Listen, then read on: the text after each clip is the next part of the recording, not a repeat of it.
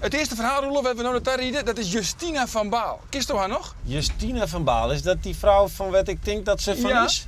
Ja. Ja? Ja. Het wichtigste van natuurlijk ouderschap, dat is dat je je baan altijd bij je hebt. Dat je naar je baan luistert, dus dat je de signaal van een baan oppakken. Dat ze drinken krijgt wanneer ze er zin aan heeft. Die het een punt wil maken. Die heeft zeker een punt maken, ja. Zoeze koffie, hè? Mijn molken. Heerlijk. Lekker. Dat moment, hè, wist je daar nog echt heel vaak aan herinneren? Nee, net al te vaak niet. Er zijn wel eens mensen die zeggen, ik herken niet van het filmpje, maar het gebeurt net zo heel vaak meer. Nee. Want op u, Roelof, heeft het echt een onuitwisbare indruk maken, hè? Ja, dat is wel een moment.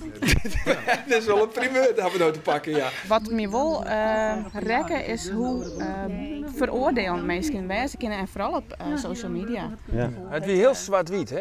Ja, best voor of zien. Ja. Is dat borstvoeding gewoon eigenlijk? Ja, zeker, zeker. Daarom ben ik zo grut worden.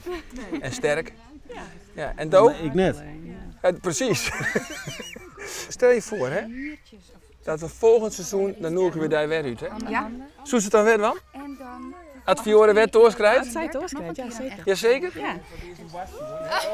Ja, ik ken je nou af mijn gewoon ben in de studio zitten bleef en verprut je misschien die hele uitzending. Of ik jou nou was, dan denk ik dat ik op dat moment er en ik maar even kozen hier. Dan kun je in ieder geval rustig erop praten, ja. Dus eigenlijk, als we nou even een stemming doen van waar zou het echt dienen, hè, dan? Ja. Toch Als maar? de situatie eromheen wist, ja, dan wel. Ja. Ja, elke niet. Als ik koffie molken op hier hak het ik wel eens die in, ja. Echt? Mijn eigen molken in een koffie, ja. En hoe proot dat? Maar- Smaakt het poer best. Ja? Maar dus ik voor Maar ik voor de visite. Nee. Je kan er ook pannenkoeken van bakken. Sorry? Ja, nou hoor ik op. Nou ja, dat is, nou niet. nou is het goed. Nou ja, het was een hele goedkope oplossing. Ik bedoel, dat had ik bij de hand. Even mooi een kookprogramma met borstvoeding. Ja. Het is een mooi programma voor Rijtsen. Dames, bedankt, hè? Ja. Yo, hoi, hoi. Hoi. Cheers, molens. Je